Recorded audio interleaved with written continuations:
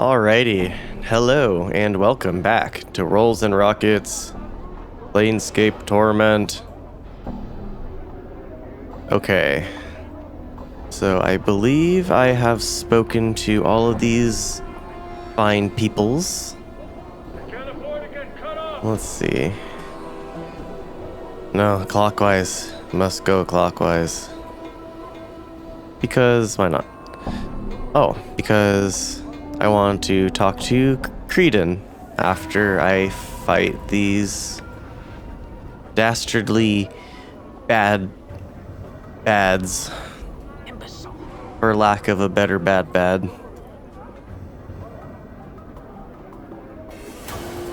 Dakon, don't do it. Okay, yeah, he still has to rest. Why do you want Dakon? Oh. I want, yeah. Litany of curses forever. Yes, beautiful. Some of them still want to attack Dakon though. Yeah, well, I'm just gonna let him get beat up now.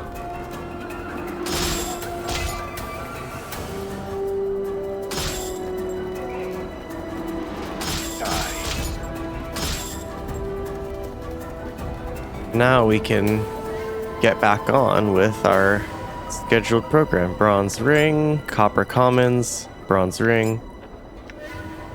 Cranium. This foul-looking man is quick to notice he's caught your attention. In moments he's upon you, hawking his wares. He carries a long wooden pole. Dozens of skinned and cooked rats dangle from it. As he speaks, he gestures to them with a broad, filth-encrusted hand, smiling a yellowed, snaggletooth grin all the while. "Oi, Cutter. How you doing there? What sort of delicious ratsies is you interested in this fine day?" Examine the ratsies. Each rat has been skinned and gutted, their feet and tails removed. They dangle from the pole by hooks punched through their necks. As you examine the various manners in which they've been prepared, you realize their heads are slightly misshapen. A bulbous knot of bone protrudes from each cranium, covered in whorls that give it the appearance of brain tissue. "Those are strange-looking rats." "Aye, you've got a keen eye there, Cutter. All I sell is brain vermin, I do. I'm sure you'll find they've got a much richer flavor than your usual rat. Quite nice, really." He prefers them to you once more, waving the pole before your face enticingly. The rats sway to and fro, hooked like tiny sides of beef. "Brain vermin?" "Aye, Cutter, brain vermin. Foul creatures they are. Now, your normal rats, they just eat stored goods and multiply, spread disease and all that. A nuisance, really, no more. Your cranium rat, though, brain vermin, what I go after, they're just trouble. When you get more than an handful, and the little pikers together, they start to get smart on you. Sometimes real smart." "They become more intelligent?" "Sure, as I'm standing here before you, they do. If I ran across any more than 200 of them, I'd flee for me case like that." He snaps to emphasize the point. "I would. You get that many of them in a pack? Why, they get smart as a man, they do." "Go on." "Here's my best advice for you, Cutter. If you're bent on catching brain vermin, stick to small packs. A dozen or so, at most. But I'll tell you." He steps close, his breath fetid in your face, and speaks in a hushed tone. "You run into more than that, more than a couple dozen. You run like you're the shadow in the shadow of the lady." He backs away from you again. "Why? What is there to fear?" Sorcery, Cutter, sorcery. You gets enough of those little fiends in a space, they gain all sorts of odd powers. Make a basher's brain pour out his ears, they will. Downright frightening. It's just wrong, I tell you. That's why Sigel's so eager to be rid of him. The bounty and all. Sigil? Aye, Sigil. The cage. What were you looking to know, Cutter? Why do you call it the cage? He shakes his head and laughs, causing the dead vermin on his rat pole to wiggle about. You see, Cutter, it's on account of all the doors. Some folk call Sigil the city of doors. Magical doors they are, and everywhere too. They lead to anywhere, and I mean anywhere. But here's the trick of it all. They're all locked. So it's more a cage than anything else. You can only come and go if you have the right key. Tell me more about these doors and keys. The rat catcher peers quizzically at Mort, who floats beside you. A Cutter think you'd just ask your Mimir for dark like that, he would. Mort seems taken aback as all eyes fall on him. What? You get the impression that, had he lips, he'd be whistling innocently. Do you have an explanation, Mort? Well, I say we hear this man out, yeah? Mort turns and stares hard at the rat catcher. No. Let's hear what you have to say, Mort. Oh, come on, Chief. Why would I hold out on you? I've told you everything useful I know. Let's just get this Burke's take on the whole thing. Very well. The rat catcher, staring at you both in confusion and scratching his head, suddenly realizes he's the focus of attention once more. He shakes off the puzzled expression and recomposes himself. Let him speak. Hee-hoo! You wants all sorts of chant, you do. Well, I'll give you the short of it all. The cage is full of doors. These doors are everywhere, all throughout the city of Sigil. But you can't see them, not unless you have the right key. Each door has its own key, and each key is different. One key might be a real key, brass and all, right? But another could be, say, a cooked rat, or a little jig he does in front of the door. Once you have the right key, you step on through and go to wherever the door takes you. How would you know where a door leads? He frowns, mulling the answer over in his head. Chances are, if you knew the key, you'd know where the door leads already.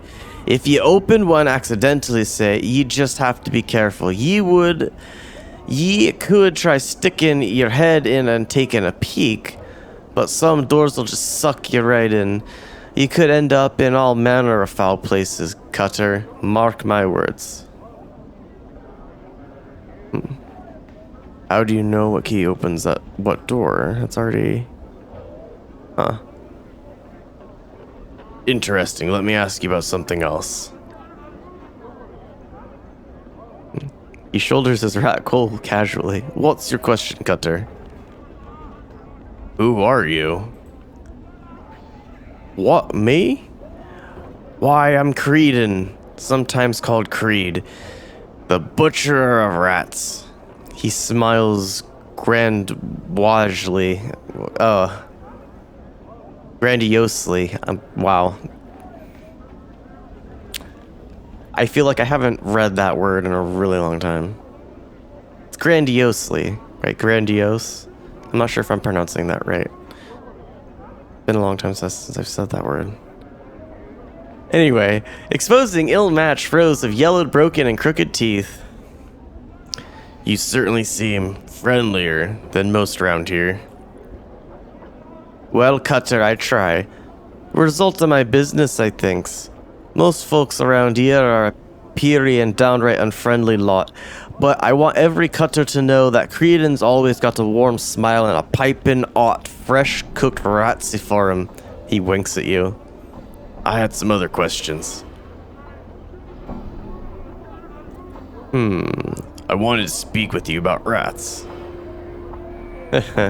He guffaws loudly. His breath is stale and reeks of onions. Bit of an expert in the field I am. What's your question, Cutter?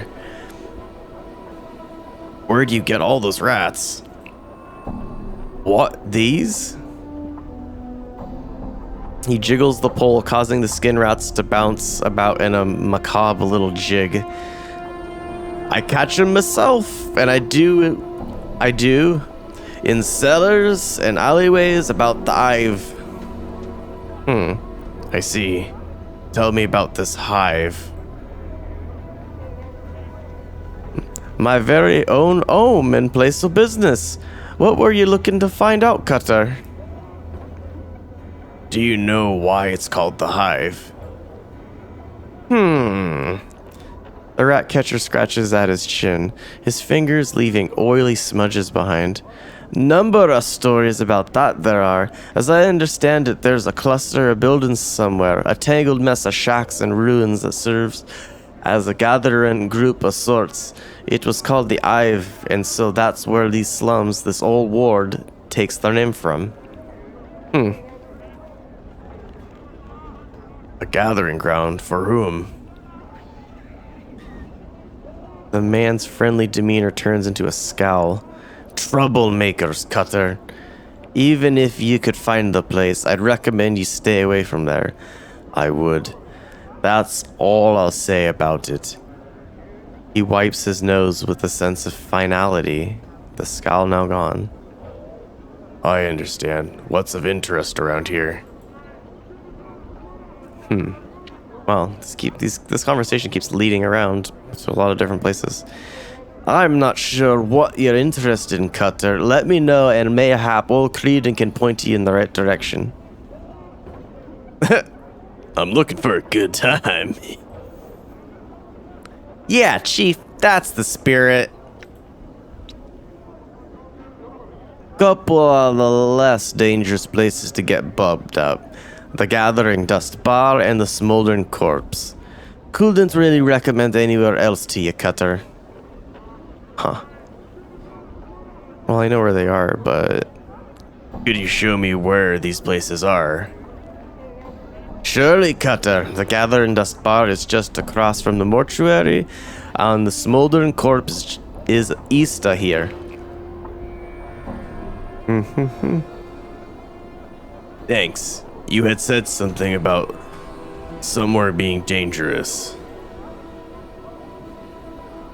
He thinks for a moment before giving his answer. Well, Cutter, you see, things aren't so good here. Life is hard. It is.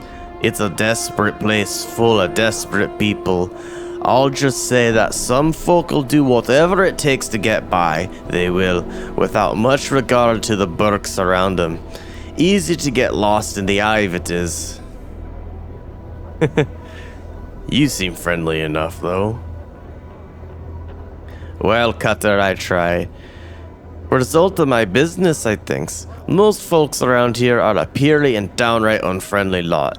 But I want every Cutter to know that Creedon's always got a warm smile and a piping... Oh. Yes, I have read this already. Excuse me.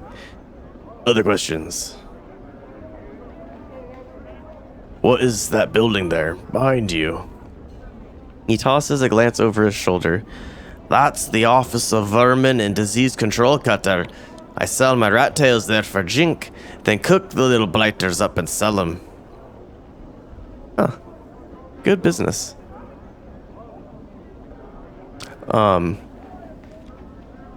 When we see the rats later and how dangerous they can be, you'll understand why I'm not like, no, poor rats, like in Divine Divinity. Those were innocent rats.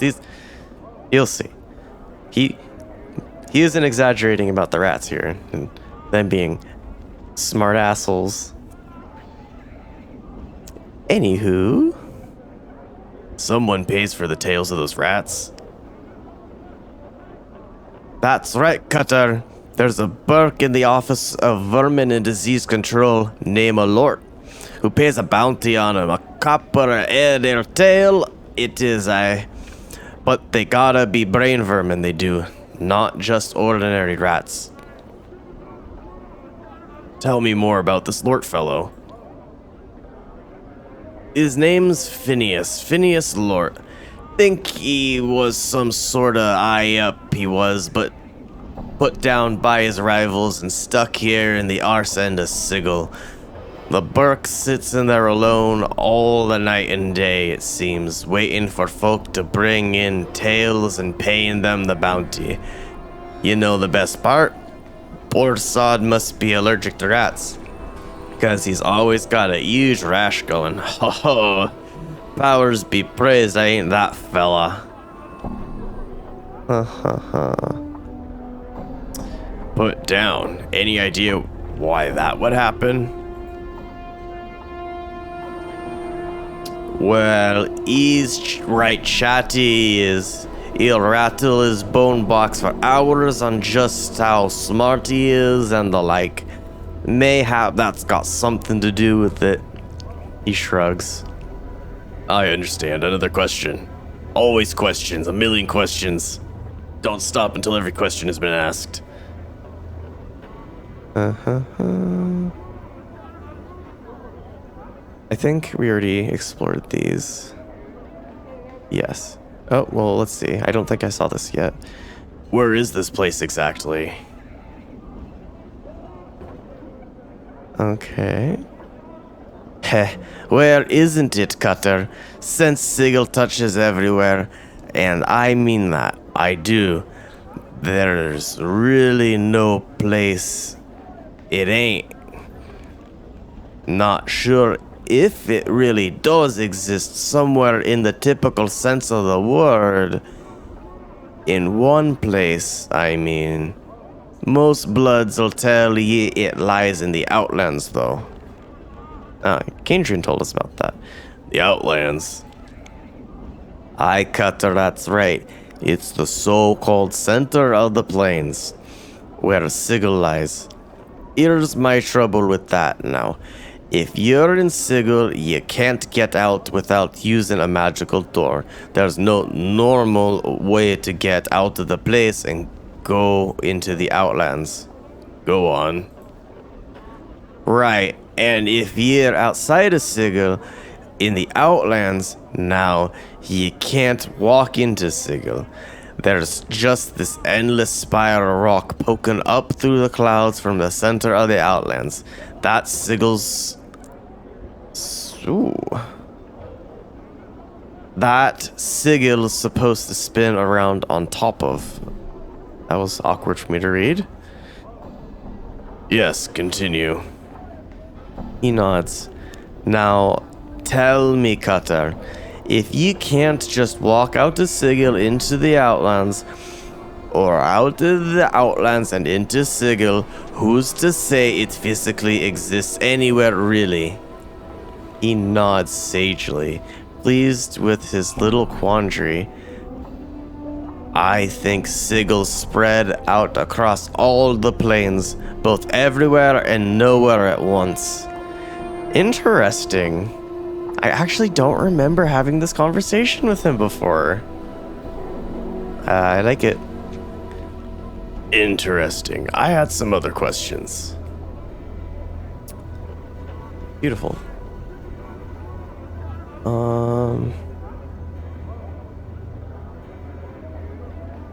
Do you ever feel like there's spiders in your pants? Sorry, I stopped reading because I for a second there I thought I felt something like climbing up my pant leg. Yeah. Yeah, I had to share that. Yes. Can you tell me about the Lady of Pain? Aye, the Mistress of Sigil. I don't talk about the Lady, Cutter, and ye shouldn't go asking about her neither. It'll bring ill luck on ye, it will. He makes a semicircular sign over his chest. Huh. Let me ask you about something else then.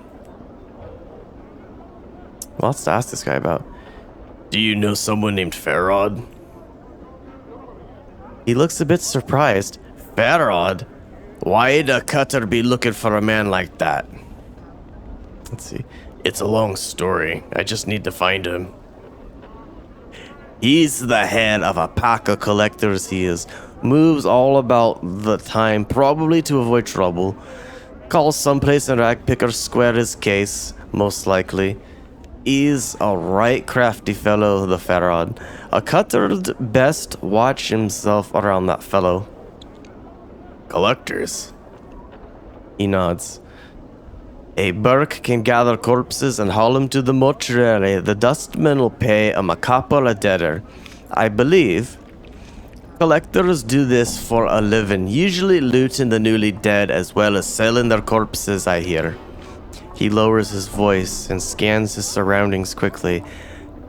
That some of them help a Burke get lost, if you know what I mean. Wicked folk they are. Lost? Dead, Chief. Dead. What did you say about people paying for dead rats? Wait, what? That was weird how that circled back to that. I'm just making sure. Oh, wait. There's something there about Ragpicker Square, and he did not click so quickly. Here we go. I know this already, but dialogue. Where is this Ragpicker Square? I'll show you, Cutter. Just hand me your map. The man points it out for you, leaving a large greasy fingerprint in the process. My thanks. I have more questions. I'm missing a journal. Have you seen one? Sorry, Cutter. Can't say that I've seen one of those about.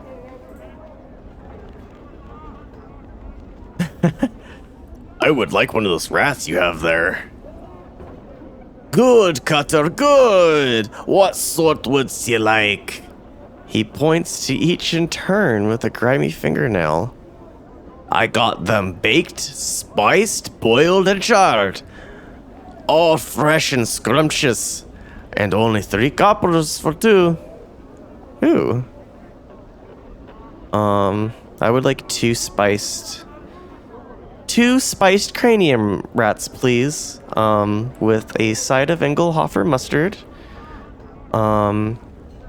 And some kombucha, because that's super hip. It has probiotics in it. It's good for your tummy. You hand over your coppers, and in one swift motion, he runs a pair of spiced rats through with a wooden skewer, unhooks them, and places them in your hand. He winks at you. Enjoy, Cutter! Toss it down in disgust. No, we will enjoy this delicious meal that we have been provided by this lovely conversational gentleman that we have met on the streets of Sigil. He is friendly, and he's got spiced rats. He's probably got some, like, exotic, like, Planescape spice on it. Eat the ratsie.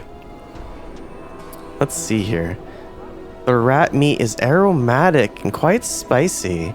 Apparently marinated in some sort of herbal mixture before being cooked. It is a bit greasy and rather rich, tasting of some other meat you're sure you've had before. The man looks at you expectantly. Would you like another? Alright, I'll have another.